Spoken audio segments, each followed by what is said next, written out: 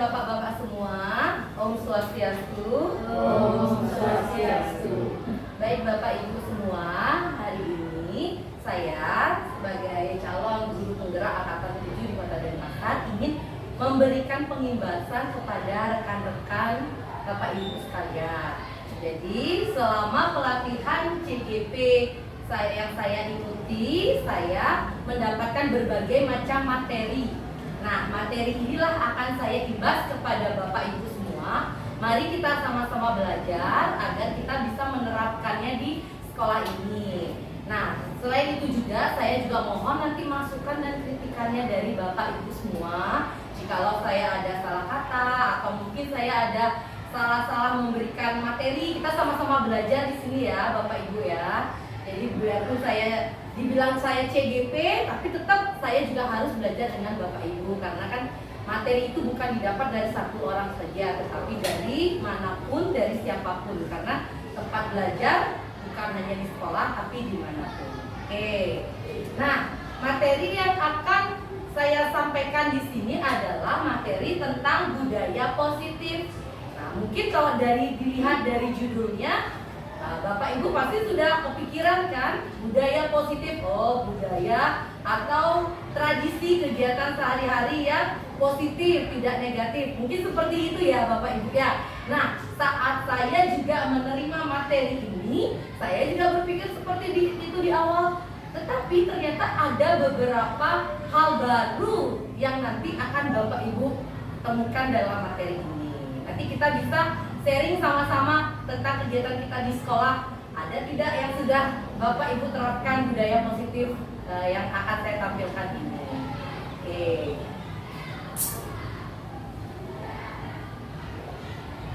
Nah, di awal budaya positif. Nah, kita lihat dulu. Dalam menciptakan budaya yang baik itu, kita semua tahu budaya positif itu pasti tidak akan bisa berdiri sendiri tanpa komunitas sekolah itu sendiri, tanpa guru, tanpa siswa, tanpa kepala sekolah, dan juga tanpa pegawai yang ada di sekolah itu sendiri. Karena itulah dibutuhkan sinergitas atas semua pemangku di sekolah dalam membiasakan budaya positif yang akan digunakan di sekolah itu sendiri. Jadi kata orang-orang yang kita tahu, orang bisa karena terbiasa, ya kan? Nah, disinilah peran budaya positif itu kita harus terapkan ke lingkungan sekolah kita agar semua komunitas sekolah itu terbiasa. Jadi mereka akan menjadi bisa karena terbiasa, seperti itu. Nah, pembiasaan positif juga akan membudaya dan berakar sehingga budaya tersebut dapat menjadi kekuatan untuk menerapkan disiplin positif di sekolah. Jadi kalau kita sudah terbiasa membudayakan sikap disiplin antar semua pemangku kepentingan di sekolah dan berakar di sekolah itu sendiri, itu secara tidak sengaja dan secara langsung akan menimbulkan disiplin positif di sekolah kita nanti, Bapak Ibu. Nah, mengapa sih kita harus menerapkan disiplin positif? Kira-kira mengapa ya? Boleh nggak saya mau tahu sedikit jawabannya? Coba Bu Guru Yun, boleh nggak dibantu kira-kira mengapa sih kita di sekolah harus menerapkan disiplin positif? Apa disiplin yang biasa saja tidak boleh atau bagaimana, Bu Guru Yun? Terima kasih atas kesempatannya, Bu Rika. Bagi saya, disiplin positif itu bagaimana kita menerapkan agar anak membudayakan segala macam hal, baik itu etika, terus bagaimana bersikap, bagaimana mentaati peraturan yang berasal dari dalam diri mereka sendiri atas kesadaran sendiri. Jadi tidak hanya harus mendapat tekanan dulu dari guru dan seperti itu, bagi saya negatif. Jadi anak seperti terpaksa. Jadi bagaimana membudayakan disiplin positif yang berasal dari diri sendiri. Oh iya. Oke, terima kasih Bu Yun. Tepuk tangan untuk Bu Yun. Benar sekali Bu Yun ya. Jadi di sini kita menerapkan disiplin positif itu harus dari dalam diri anak sendiri, bukan karena kita memberikan peraturan-peraturan di sekolah. Kamu tidak boleh terlambat, kalau terlambat kamu akan dihukum. Nah, kira-kira itu mereka akan tidak terlambat dari dalam diri sendiri atau karena ada hukuman? Karena ada hukuman, pasti karena takut, jangan deh terlambat karena takut dihukum. Nah, bukan dari dalam diri sendiri. Betul kan sekali kata Bu Guru Yun ya. Bagaimana cara kita di sini, tugas penting kita komunitas di sekolah menumbuhkan dari dalam diri sendiri bahwa mereka tahu terlambat itu tidak baik, bukan karena hukuman, tapi muncul dari dalam diri sendiri. Nah, karena semua aturan-aturan yang diterapkan ini ditunjukkan, nah, jadi yang seperti yang Bu Guru Yun bilang, aturan-aturan ini sebenarnya kita tunjukkan untuk melahirkan mental disiplin para siswa berdasarkan kesadaran dari individu siswa tersebut. Jadi budaya positif ini kalau sudah lama-lama kita bisa terapkan, pasti akan menimbulkan rasa aman dan nyaman secara tidak langsung, ya kan? Karena kalau sudah anak-anaknya semua tahu, oh, kalau mencuri di sekolah tidak baik, terlambat di sekolah tidak baik, berkelahi dengan teman tidak baik. Kalau itu mereka sudah sadar dari dalam diri sendiri, secara tidak sengaja, secara tidak langsung, secara tidak sadar pasti akan menimbulkan rasa aman dan nyaman di lingkungan sekolah kita sendiri, seperti itu. Nah, selain itu juga budaya positif ini juga dapat mendorong murid atau siswa untuk mampu berpikir, bertindak, dan menciptakan berbagai macam proses pembelajaran untuk memerdekakan dirinya sendiri. Nah, jadi kalau mereka sudah nyaman di sekolah, mereka sudah sadar apa kesalahannya, mereka akan tahu cara belajar mereka di sekolah seperti apa. Mereka tidak akan merasa bosan di sekolah, gitu-gitu aja belajarnya. Nanti mereka mungkin akan tahu, oh saya kok di sekolah itu lebih senang belajarnya dengan tipe ini, dengan tipe itu. Di situ kita jadi wali kelas bisa menggali model atau strategi pembelajaran yang akan kita gunakan di kelas kita sendiri. Nah, itu juga sehingga murid akan membuat murid menjadi lebih mandiri dan bertanggung jawab. Nah, dampak yang dilihat dari kesadaran berdisiplin positif ini dalam membangun budaya positif dimanapun murid berada, itu adalah mengubah paradigma disiplin menjadi disiplin positif. Yang banyak diterapkan di sekolah-sekolah adalah paradigma disiplin. Paradigma disiplin itu berawal dari peraturan. Jadi anak-anak disiplin karena apa? Karena peraturan. Secara tidak sadar, benar kan? Termasuk kita jadi guru juga. Kita disiplin karena apa? Peraturan. Tidak terlambat sekolah, tidak ini, tidak itu karena ada aturannya, jadi dihukum seperti ini. Nah, disinilah bagaimana cara kita mengubah paradigma disiplin yang dengan peraturan menjadi disiplin positif yang berakal dari diri sendiri, entah dari murid, guru, atau komunitas sekolah lainnya. Seperti itu. Nah, bagaimana caranya mengubah disiplin menjadi disiplin positif? Ada berbagai cara. Pertama, dengan cara membuat keyakinan kelas.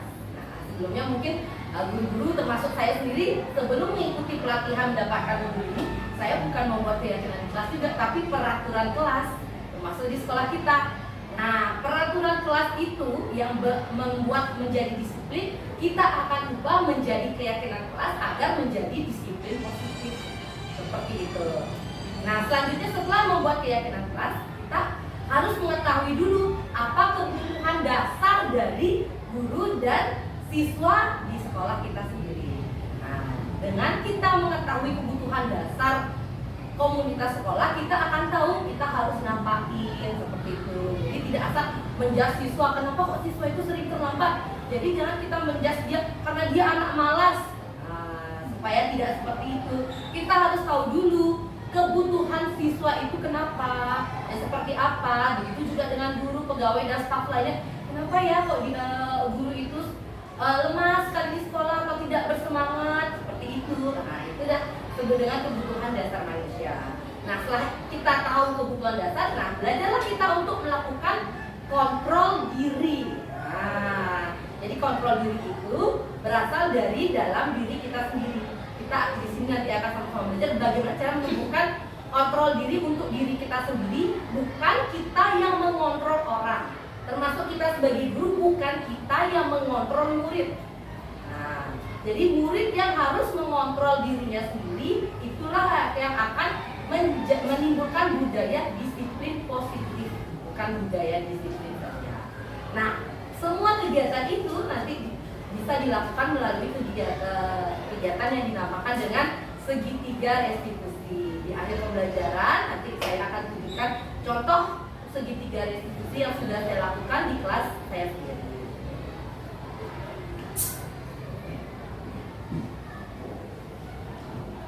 Oke. Nah, disiplin positif.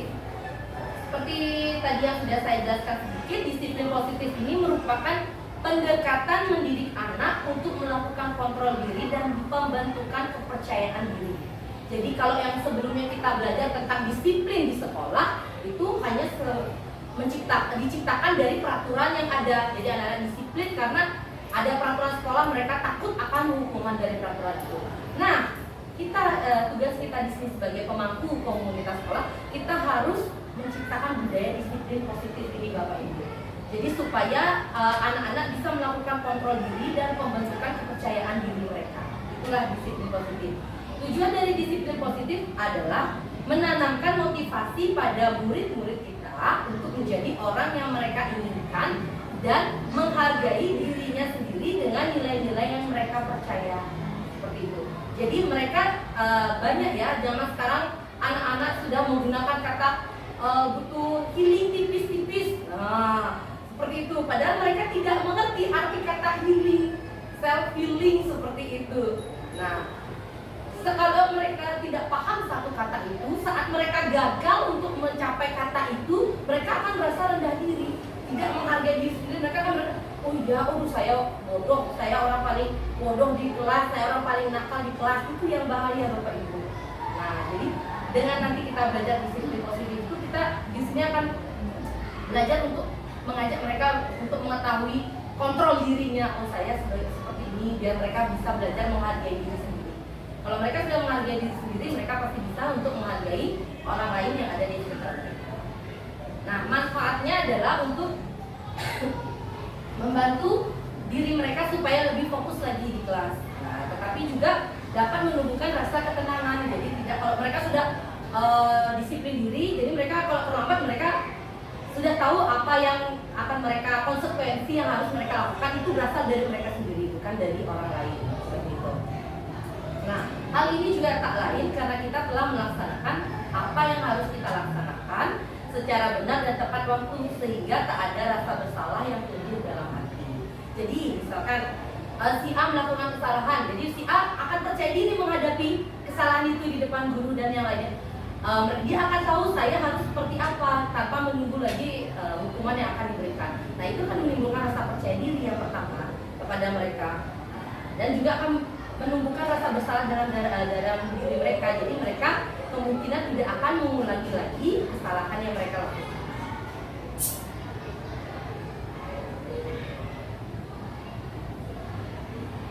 Nah, salah satu cara untuk menumbuhkan disiplin diri di sekolah kita kan paralel. Sekolah kita memiliki banyak murid. Nah, kita tidak mungkin mulai menerapkan disiplin positif ini semua orang. Itu dimulai dari kelas kita masing-masing di satu kelas itu. Jadi kita masing-masing sudah sebagai wali kelas sudah memiliki kelas masing-masing. Cara pertama yang bisa kita lakukan adalah membuat keyakinan kelas. Nah, keyakinan kelas ini berbeda dengan peraturan kelas Bapak Ibu. Mungkin kalau peraturan kelas yang dulu kita tahu itu, peraturan kelas itu tidak boleh terlambat, tidak boleh mencontek, tidak boleh memukul, tidak boleh mencuri. Semua pasti ada kata tidak, seperti itu. Nah, mindset kita secara tidak sadar, kalau Bapak Ibu ingat-ingat kembali dari kecil, kita kalau selalu dibilang tidak boleh ini, jangan seperti ini, mau lagi tidak untuk mencoba? Penasaran tidak? Iya, masih penasaran kan? Jangan ambil pegang kompor, berbahaya. Penasaran tidak mau coba hidupin kompor? Seperti itu kan. Nah, jadi kata tidak dan kata jangan itu dalam peraturan sekolah itu yang akan membuat mindset anak-anak itu berbanding terbalik dengan disiplin positif. Mereka akan disiplin saja karena adanya peraturan seperti itu. Nah, sedangkan peraturan kelas jika diubah menjadi keyakinan kelas itu berbeda. Karena keyakinan kelas itu adalah salah satu disiplin positif yang bisa kita terapkan dalam membangun budaya positif di sekolah. Dengan adanya keyakinan kelas, di setiap kelas diharapkan dapat mewujudkan tujuan pendidikan yang berorientasi kepada profil pelajar Pancasila. Nah, kurikulum terbaru kan kita guru-guru di sini targetkan untuk mencapai 6 dimensi profil pelajar Pancasila. Berhalak mulia, berkebinekaan global, mandiri, bernalar kritis, seperti itu. Nah, jadi dengan keyakinan kelas ini kita mengubah peraturan menjadi keyakinan. Seperti itu Bapak Ibu.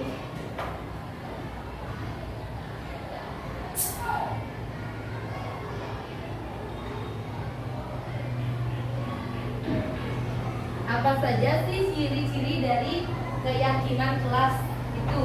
Apa yang membedakan dia dengan peraturan kelas?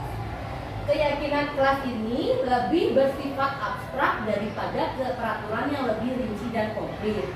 Nah, kalau peraturan seperti yang saya sebutkan tadi, siswa tidak boleh terlambat, siswa tidak boleh mencuri, siswa tidak boleh berkelahi. Itu tersusun secara lebih rinci dan konkret. Sedangkan keyakinan kelas ini bersifat lebih abstrak, lebih umum ya Bapak Ibu. Nah, jadi gimana cara kita merangkumnya? Tidak boleh terlambat, tidak boleh mencuri, tidak boleh berkelahi, seperti itu menjadi satu keseluruhan dengan menggunakan kata-kata yang positif. Karena kata tidak, kata jangan itu sudah menimbulkan efek negatif. Jangan. Nah, dengan kita dengar kata jangan aja pasti kita udah, apalagi guru ya, memberikan kepada murid jangan seperti ini. Nah, nadanya sudah tinggi, kata jangan sudah membuat siswa takut, seperti itu ya. Bagaimana kita bisa menjadi guru di hati murid kalau kita seperti itu terus?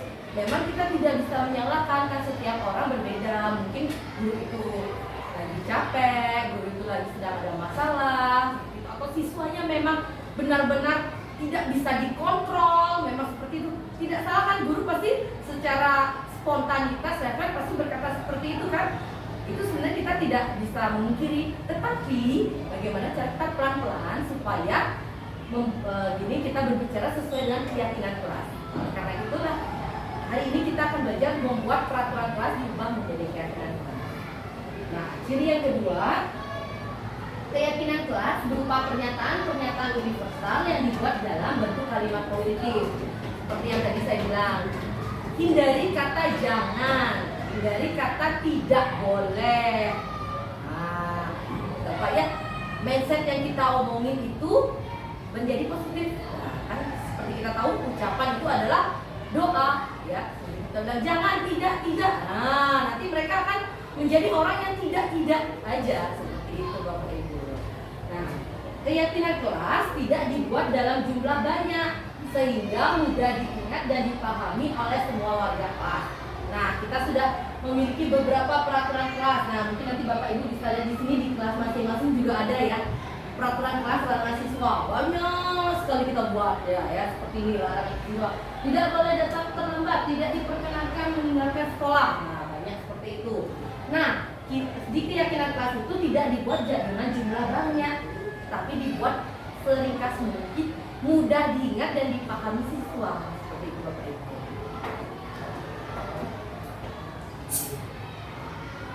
Nah, ini contoh keyakinan kelas yang sudah saya dan anak-anak kelas 6A sepakati.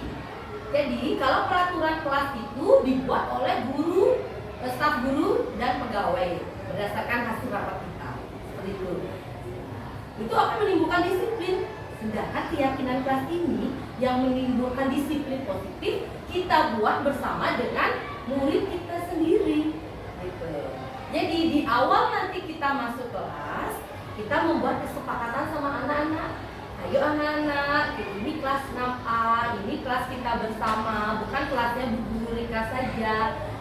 Kalian enaknya seperti apa? Jadi kalau Bu Rika ada salah, anak-anak ada salah. Jadi kita sendiri harus memperbaiki sesuai dengan keyakinan kelas yang sudah kita sepakati. Seperti itu kita ajak anak-anak. Jadi nanti aja anak-anak mereka akan menuangkan idenya sendiri nanti di papan, atau boleh di kertas Bapak Ibu aja mereka tempel nanti di papan. Nah, apa sih yang mereka inginkan di kelas ini gitu. Misalkan, nah kalau misalkan ada yang terlambat enaknya diapain ya? Nah, seperti itu. Nah, nanti dia kata-kata kalau jika ada teman-teman yang terlambat, sebaiknya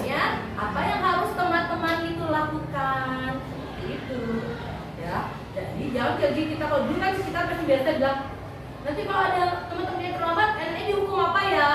Nah, jadi mindsetnya mereka di sini akan dihukum, terlambat dihukum gitu. Berbuat jahat dihukum, tidak buat PR dihukum.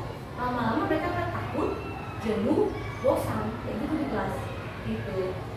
Jadi kalau udah seperti itu akan malas sekolah, akan menjelek-jelekkan gurunya, protes juga sama orang tua gitu. Nah, ada di kelas saya sendiri, kelas 6A, kami sudah menyepakati ada 5 keyakinan kelas. Nah, yang pertama itu menghormati semua orang.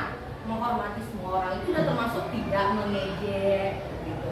Seharusnya kalau dulu peraturan kelas kan tidak boleh mengejek, tidak menghina teman, tidak boleh ini seperti semua kata tidak. Nah, kita rubah menjadi kalimat positif dan keyakinan kelas menjadi menghormati semua orang. Seperti itu.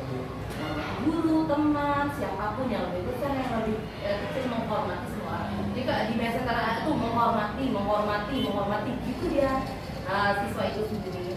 Lalu saling peduli satu dengan yang lain. Nah, jadi kalau ada teman yang jatuh, mereka sudah ingat saling peduli satu dengan yang lain, langsung membantu. Misalkan ada teman yang jatuh ditertawakan, kita ajak teman lain untuk tidak, wih kamu jangan seperti itu. Kita ingat misalkan namanya Ani, ayo keyakinan kelas apa yang sudah Ani langgar, seperti itu Bapak Ibu ya. Jadi kita jangan lagi misalnya si Anton jatuh, sedangkan Ani tertawa. Nah, kita yang melihat dengan menjas atau menyalahkan Ani, kamu tidak boleh seperti itu, nggak boleh ketawain Anton. Nah, ubah seperti itu. Ani, keyakinan kelas apa yang sudah kita kesepakati yang sudah Ani langgar?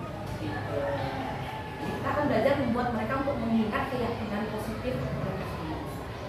Mengurangi hal-hal atau omongan-omongan negatif yang akan mereka utarakan. Gitu.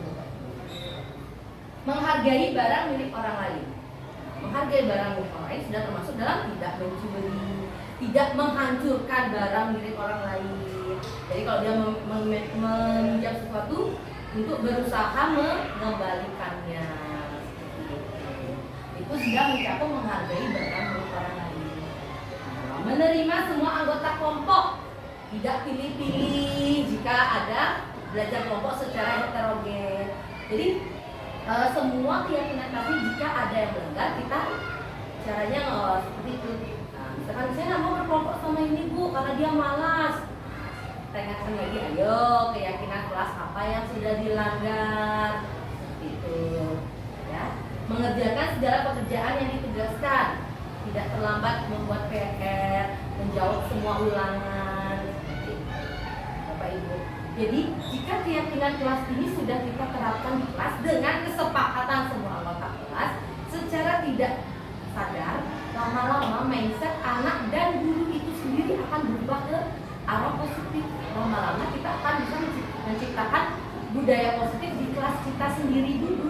Jadi masing-masing kelas sudah masing-masing menciptakan budaya positif saat mereka keluar kelas, entah saat istirahat, entah saat mereka upacara bendera. Mereka akan membawa ini keluar, gitu loh. Misalkan menghormati semua orang. Jadi saat mereka jalan menuju lapangan upacara mereka upacara senang, mereka akan menghormati. Jadi tidak saling dorong. Nah, anak SD kan biasanya seperti itu kan, saling dorong, lari. Nah, kok ada temennya jatuh diketawain. Nah, biasanya seperti itu. Nah, bagaimana caranya kita sama-sama di kelas masing-masing dulu untuk menciptakan keyakinan kelas itu. Jadi silakan Bapak Ibu di kelasnya masing-masing aja anak-anaknya.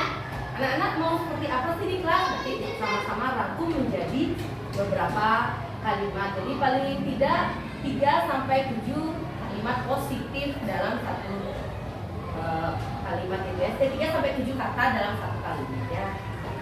Begitu contoh dari keyakinan kelas.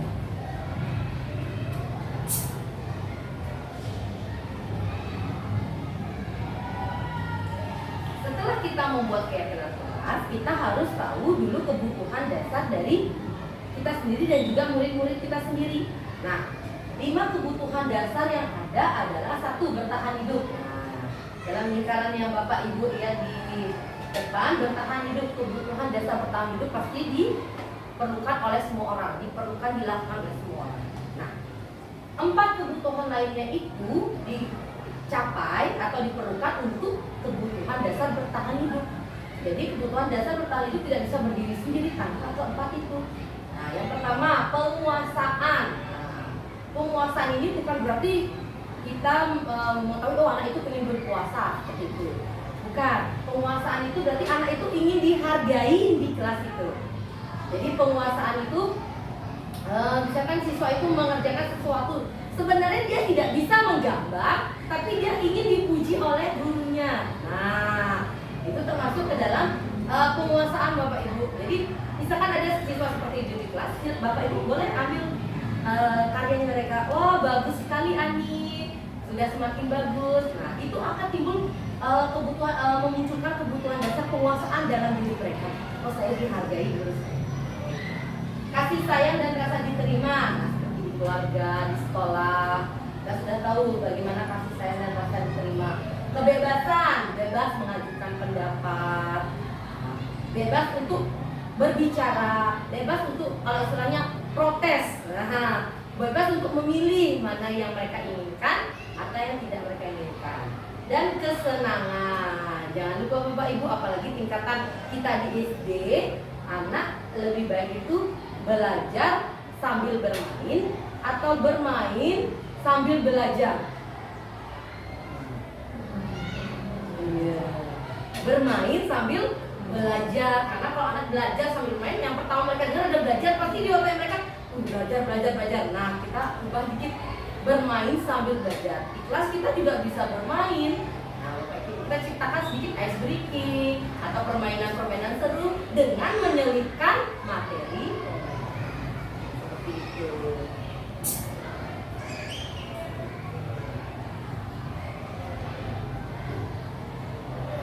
Kebutuhan bertahan hidup.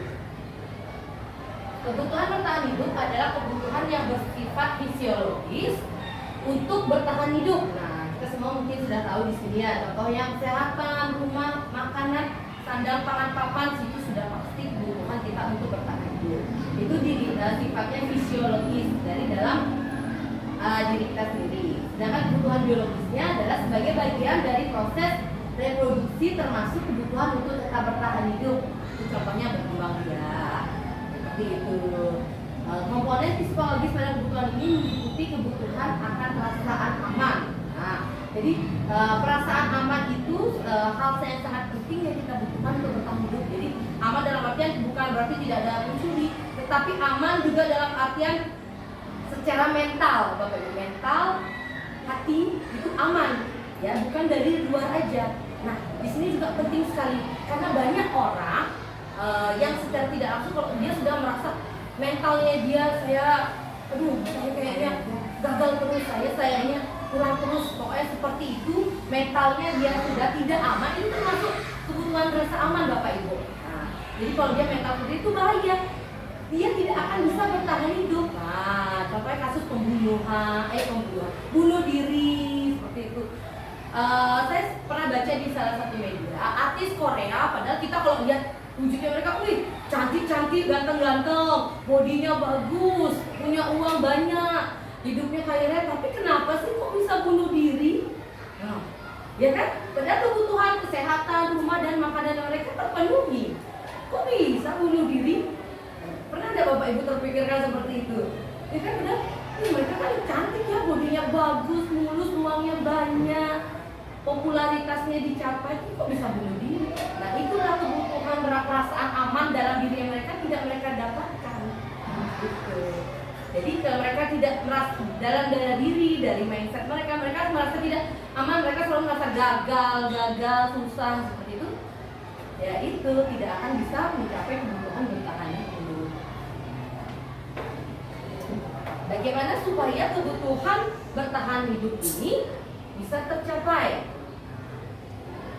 Pertama, kita akan wujudkan dengan memenuhi kebutuhan kasih sayang dan rasa diterima. Jadi kebutuhan untuk diterima, kebutuhan untuk disayangi dan diterima meliputi kebutuhan akan hubungan dan koneksi sosial. kebutuhan untuk memberi dan menerima kasih sayang, dan kebutuhan menjadi bagian dari suatu kelompok. Kebutuhan ini meliputi keinginan untuk tetap terhubung dengan orang lain, teman, keluarga, pasangan hidup, binatang peliharaan maupun kelompok di mana kita berada. Nah, contoh yang tadi kasus bunuh diri itu, salah satu saja kebutuhan untuk tidak terima mereka tidak dapatkan. Misalkan lingkungan sekitar mereka selalu memaksakan mereka untuk bekerja, termasuk murid-murid. Kita harus tahu kapasitas mereka. Tidak semua murid itu harus jago di matematika. Tidak semua murid itu harus bisa IPA, IPS. Seperti itu Bapak Ibu. Setiap anak memiliki bakat dan minatnya masing-masing. Walaupun di kelas ini, kurikulum apapun mewajibkan mereka belajar, kita hanya sebatas memberikan materi kepada mereka supaya mereka tahu ada materi ini, tapi kita tidak bisa memaksakan mereka harus ahli di bidang itu Bapak Ibu. Apalagi kalau misalkan mereka remedi, kita jangan memaksakan mereka, kamu remedi terus, kerjakan lagi remedi, kamu remedi terus, kerjakan lagi. Proses yang itu terus berulang-ulang tidak akan mendapatkan hasil apapun. Seperti itu malah akan membuat mereka merasa tidak diterima. Baru saya bodoh, Bu Guru marahin saya terus. Baru saya tidak bisa matematika, Bu Guru selalu cuekin saya terus. Seperti itu. Ini akan bahaya dari sejak dini kita di kelas TK, SD, SMP, SMA. Takutnya saat besar itu kejadian bunuh diri itu akan terjadi karena mereka merasa tidak diterima. Itu. Apalagi jika ada siswa yang berasal dari keluarga yang pekerja, orang tuanya sibuk bekerja berdua, di rumah sendiri. Lalu kita belajar untuk mengayomi. Saya yakin Bapak Ibu semua di sini pasti sudah seperti itu. Saya yakin seperti itu.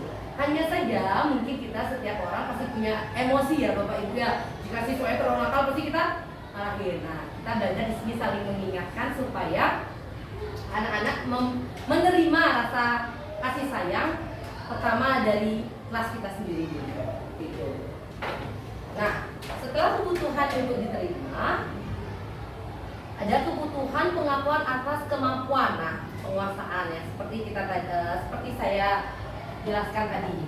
Kebutuhan ini berhubungan dengan kekuatan untuk mencapai sesuatu, menjadi kompeten, terampil, diakui atas prestasinya, dan didengarkan dan memiliki rasa harga diri. Nah, kebutuhan ini meliputi keinginan untuk dianggap berharga. Jadi setiap anak itu kita semua tahu setiap anak memiliki minat dan bakat masing-masing. Nah, usahakan sebisa mungkin kita mengetahui semua minat bakat anak sini. Bukan dalam arti kita satu-satu tes psikologi, tidak Bapak Ibu. Jadi misalnya saat kita ngajar, kita lihat, kita perhatikan mereka saat mereka kerjakan, oh dia ahlinya, dia pinter di bidang menggambar. Nanti saat ada tugas di bidang menggambar, kita tarik dia. Wah, karyanya Ani bagus sekali ya, gitu. Nah, teman-teman yang lainnya juga bagus. Nanti belajar lagi sama Ani ya, Ani seperti itu. Jadi Ani itu tidak pintar matematika, tapi bisa aja dia bisa pintar menggambar atau dia pintar menyanyi. Seperti itu. Jadi jangan yang kita tahu misalkan si ranking 1 itu si Budi ranking 1, jangan Budi aja dipanggil ke depan. Budi ini loh ranking 1, dia pintar harus seperti Budi. Harus dikurangin Bapak Ibu ya seperti itu. Jadi misalnya kita cari satu-satu di bakatnya mereka. Jadi kan mereka langsung, oh iya saya tidak pintar matematika, tapi saya bisa menggambar. Bertahu mereka nanti ke depannya jadi seorang pelukis terkenal kan? Seperti itu. Kita tidak akan tahu kesuksesan orang berasal dari mana. Seperti itu Bapak Ibu. Nah, ini sudah memenuhi kebutuhan atas kemampuannya mereka. Selanjutnya, kebutuhan akan pilihan atau kebebasan. Nah, di sekolah kita sudah diadakan ekstrakurikuler setiap hari Sabtu. Ini salah satu contoh pemenuhan dari kebutuhan akan pilihan. Jadi kita membebaskan pada anak-anak untuk memilih ekstrakurikuler yang mereka minati.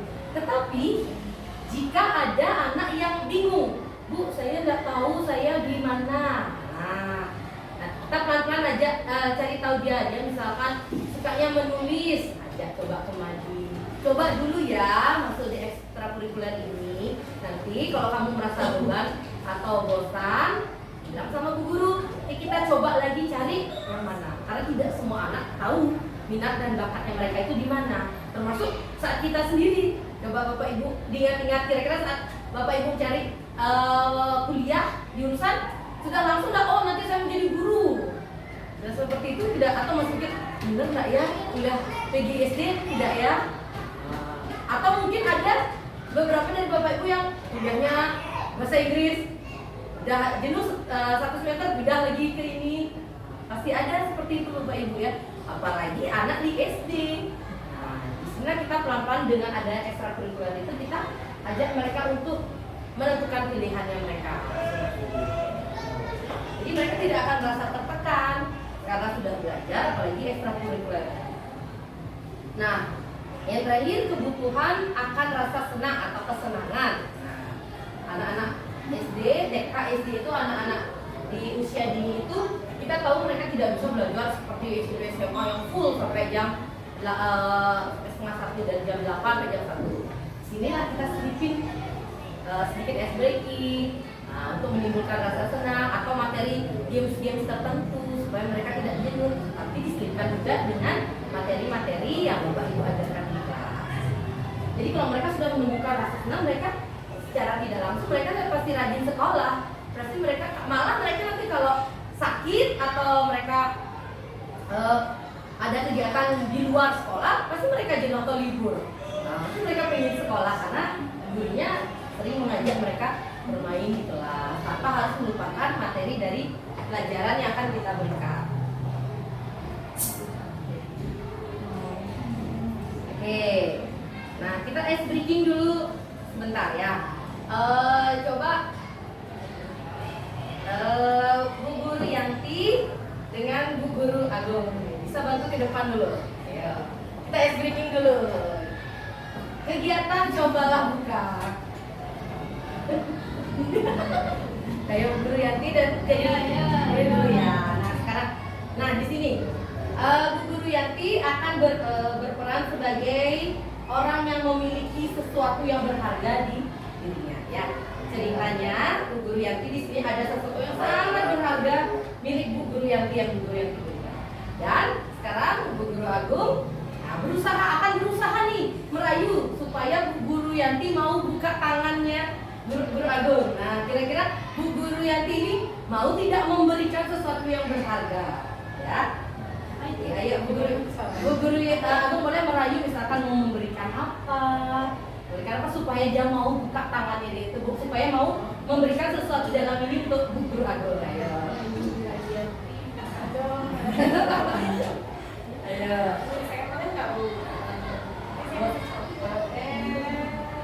Gimana Bu Guru Yanti? Boleh tidak?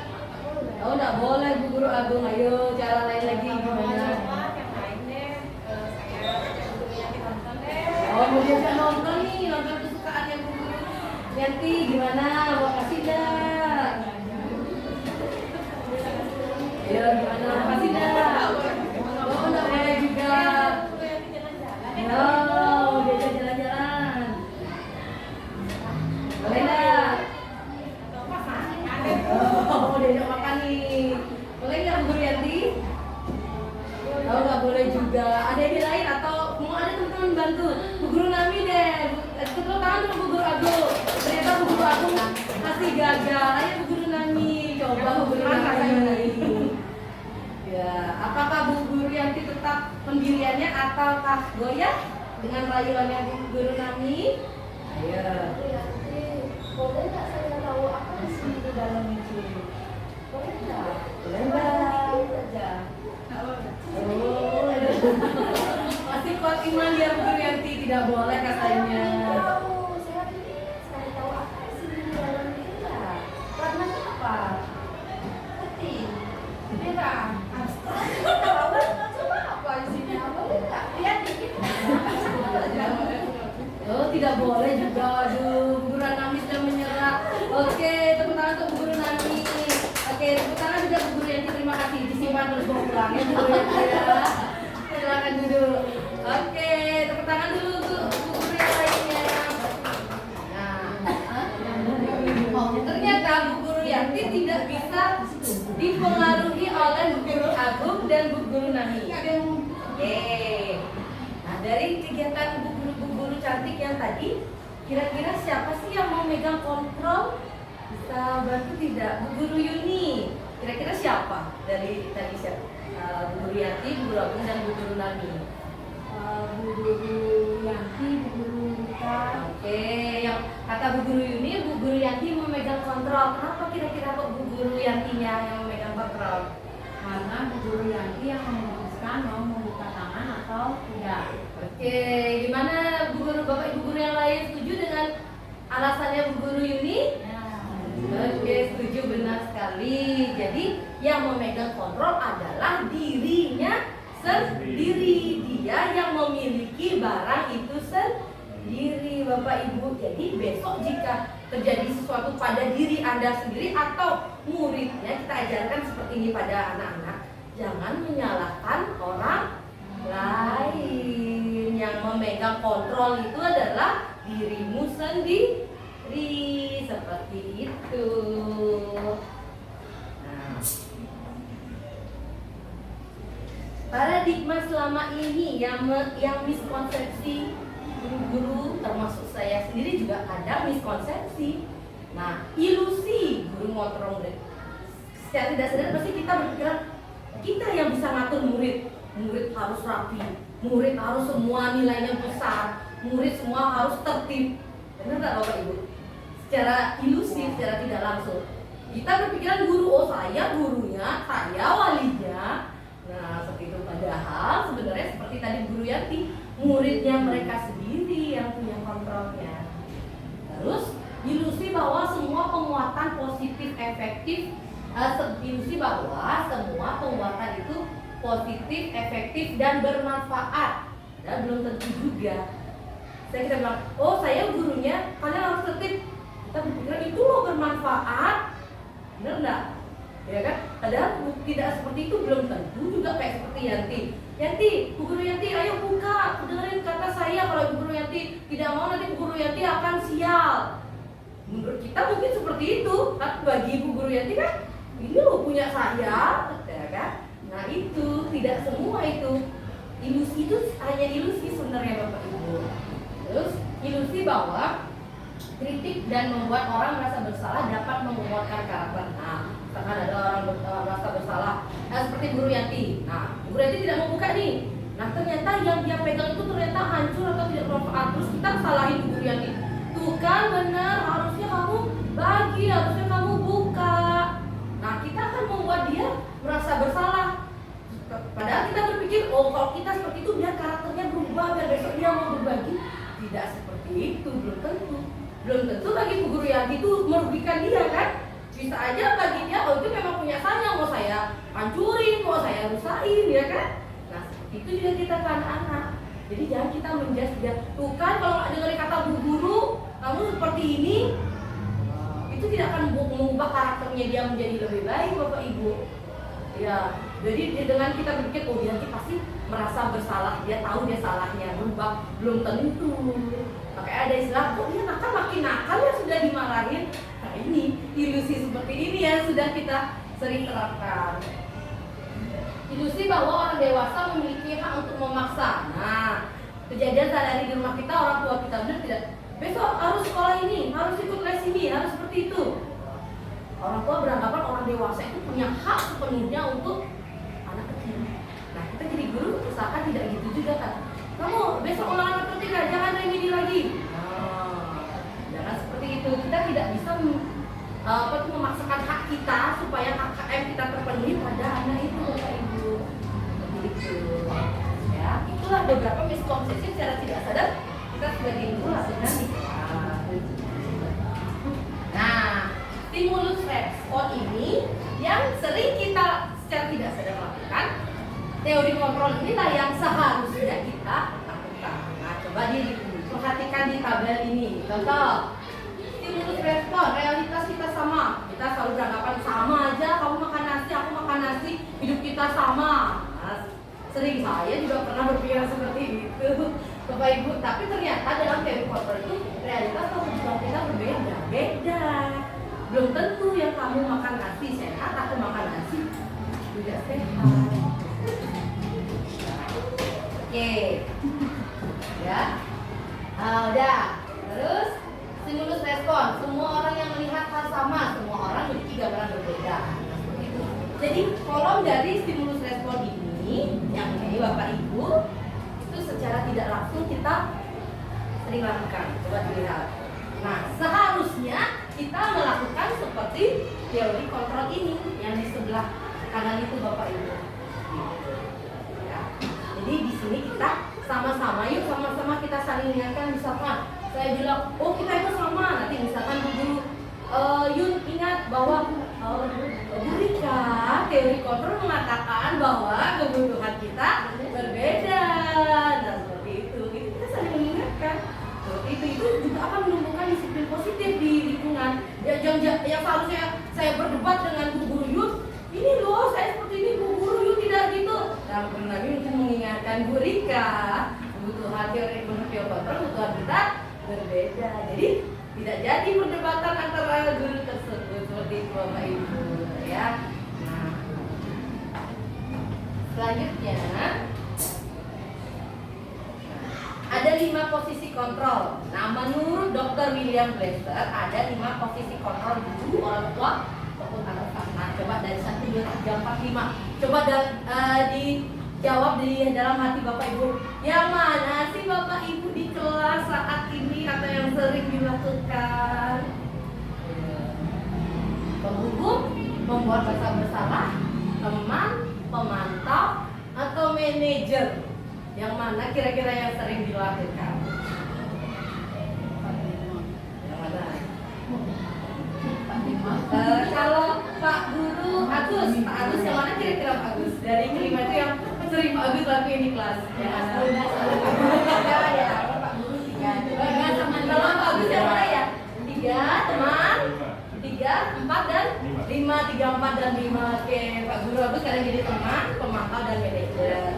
Kalau Bu Guru seni, Bu Guru yang mana? Semua? Yang mana? Yang mana yang paling sering Bu Guru?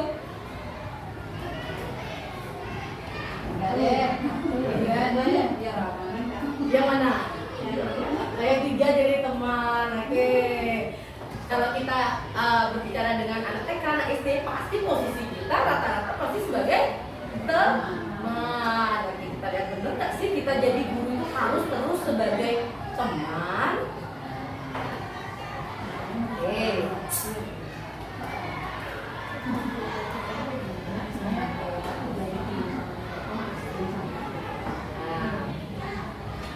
Yang pertama penghukum. Penghukum ini termasuk dari motivasi eksternal dari luar, dari luar diri. Contoh dari penghukum seperti ini ya. Guru menghardik, menunjuk-nunjuk siswa, menyakiti dan menyindir siswa. Ya itu termasuk dalam penghukum. Jadi kita bersikap sebagai penghukum. Kalau kamu tidak melakukannya, Bu Guru nanti bilang sama orang tuamu. Kalau kamu tidak ini, Bu Guru akan ini. Kalau kamu tidak ini, Bu Guru ini. Itu kita sudah berperan sebagai penghukum, Bapak Ibu.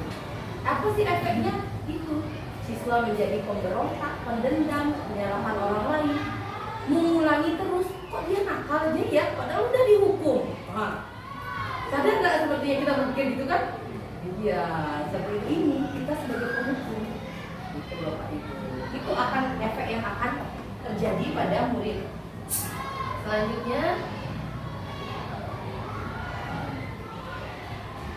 motivasi eksternal masih membuat rasa bersalah. Nah, di sini guru banyakan berceramah seperti tadi. Seharusnya loh, kan guru udah bilang kamu harusnya seperti ini, itu. Kamu sudah mengecewakan Bapak Ibu, jadi kita membuat anak, aduh, saya bersalah gara-gara saya begini sini. Itu membuat rasa bersalah. Apa sih efeknya? Ini kan murid merasa rendah diri, aduh, gara-gara saya.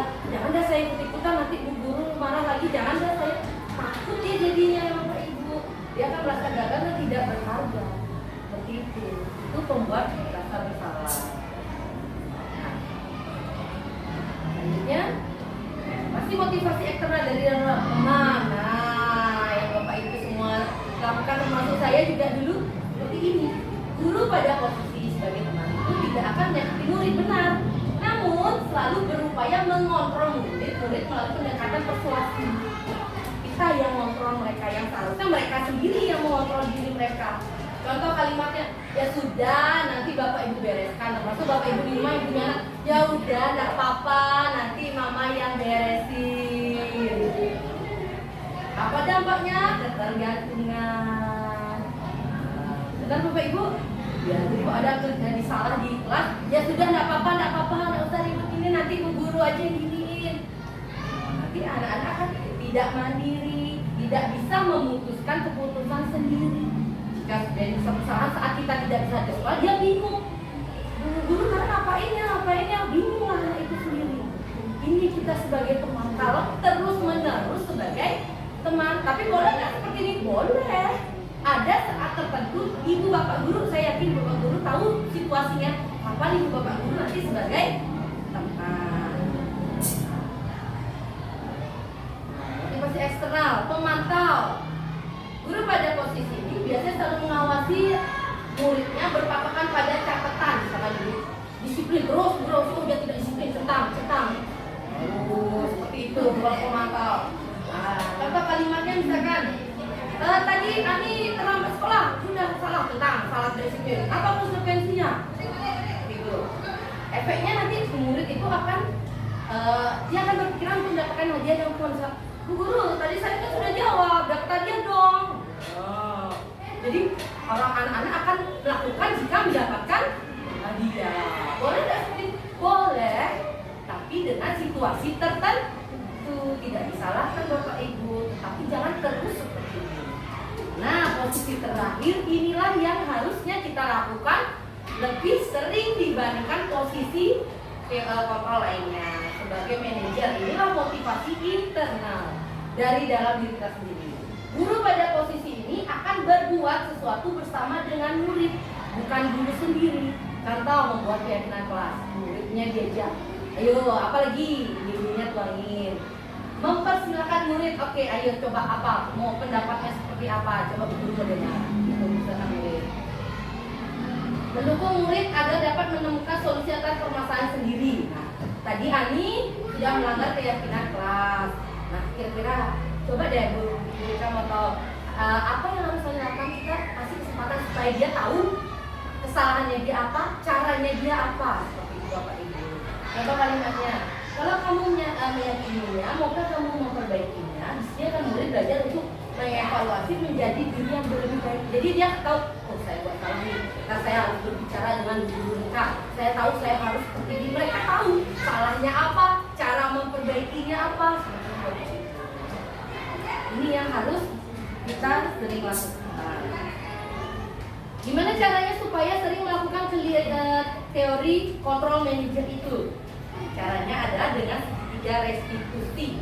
Restitusi ini adalah proses menciptakan kondisi bagi murid untuk memperbaiki kesalahannya mereka, sehingga mereka bisa kembali ke kelompok belajar mereka. Jadi si Ani salah, Ani tahu salahnya apa, Ani bisa memperbaiki salahnya, jadi dia tidak akan merasa rendah diri atau gagal, mereka main lagi sama temannya. Seperti itu. Nah, segitiga restitusi ini ada beberapa langkah. Yang pertama, menstabilkan identitas, validasi tindakan, dan menanyakan keyakinan. Nah, 3 langkah ini kalau Bapak Ibu benar-benar terapkan di kelas pasti menimbulkan hasil. Pertama, menstabilkan identitas, mengubah identitas anak dari orang yang gagal karena melakukan kesalahan menjadi orang yang sukses. Selanjutnya, validasi tindakan, memenuhi kebutuhan dasar dengan cara menemukan cara paling efektif untuk memenuhi kebutuhan tersebut, dan menanyakan keyakinan, menghubungkan dengan nilai-nilai yang siswa percaya dan berpindah menjadi yang dia inginkan.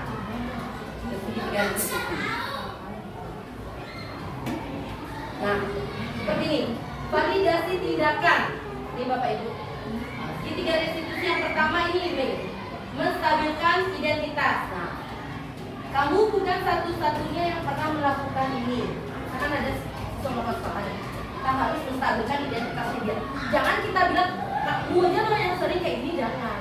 Supaya identitas itu maksudnya dia tidak berpikir, saya aja yang salah, saya terus kerjaan itu. Itulah menstabilkan identitas. Kita akan berbicara pada dia, bilang, bukan kamu aja yang kayak gini, nak. Nggak apa-apa. Buat dia supaya tetap, oh saya tidak melakukan kesalahan besar. Lanjut dengan validasi tindakan yang salah. Nah, kamu tentu punya alasan mengapa melakukan itu, tanya dia. Dan kamu lo sudah salah gini harusnya mundur. Ya kan Bapak Ibu kita tanya ya. Nah, guru yakin pasti Ani punya alasan kenapa sih Ani bisa kayak gini. Dia coba ngomong sama Bu Rika pelan-pelan. Setelah itu baru menanyakan keyakinan. Ayo coba lihat keyakinan kelas apa yang di kelas kita yang sudah Ani langgar. Gitu. Kalau dia sudah tahu keyakinan kelas, kita tanya, apa caranya, bagaimana caranya Ani untuk memperbaiki keyakinan kelas itu? Gitu. Inilah disebut dengan segitiga restitusi. Oke. Saya akan menayangkan sedikit kegiatan saya.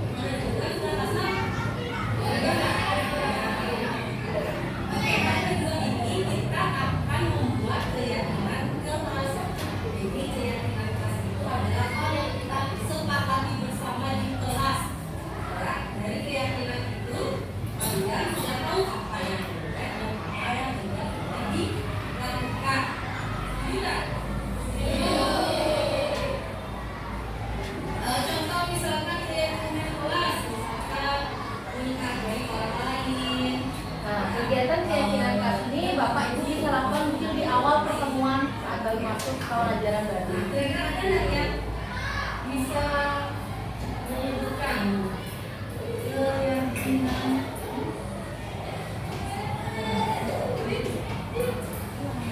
apa aja sih? Kira-kira tahu nggak keyakinan kelas apa aja? Oke. Coba kasih semua orang. Mana yang yakin juga?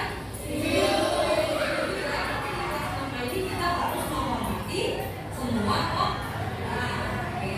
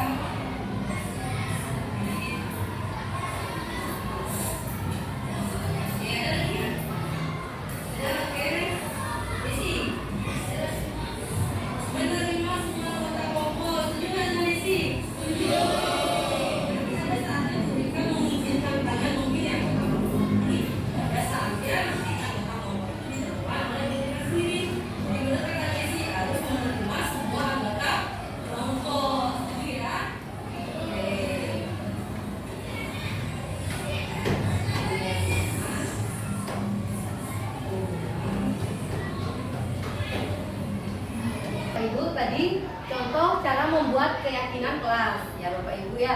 Jadi bisa Bapak Ibu terapkan di awal saat pertemuan pertama kali dengan anak-anak. Nanti Bapak Ibu mungkin bisa buat pakai aplikasi apapun yang bagus, di print, dilaminating, ditempel di depan. Nah, saya akan menanyakan satu contoh penerapan dari segitiga restitusi.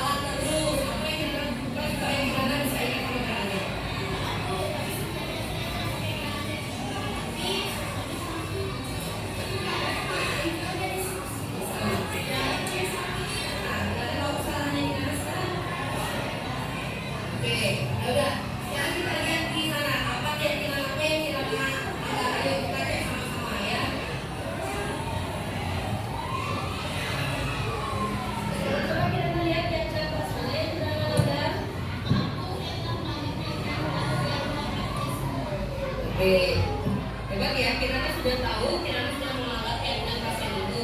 Nah, ke depannya di sana ini menjadi anak yang seperti apa? Oke, coba kepala saya sini bertemu dulu. Dan jadi ini semua ya, ada dalam satu tim kelompok itu kita harus saling menghormati semua pendapat. Nah, yang kedua sekali kita sudah mau mengerti kesalahannya, jadi buat teman yang lain juga harus saling mengingatkan dengan marah-marah, harus ngomong pelan-pelan ya supaya kamu bisa bertahan. Oke, sekarang kita coba lagi sekali supaya bagus menjelaskan ya.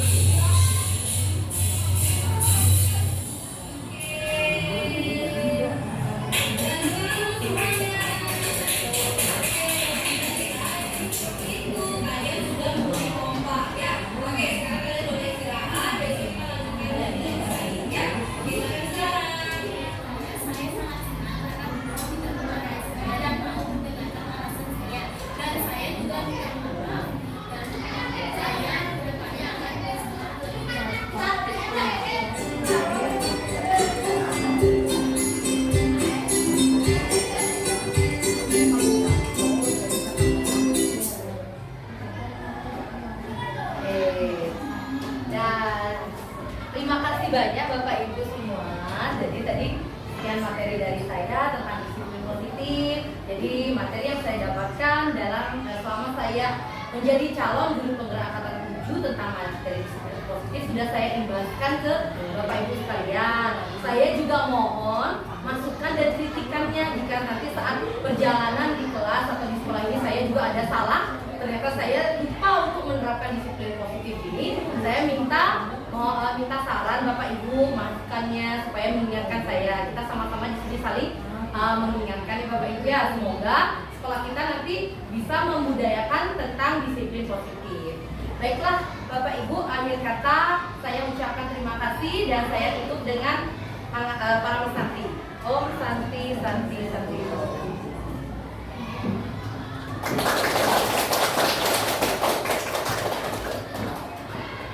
Dadah.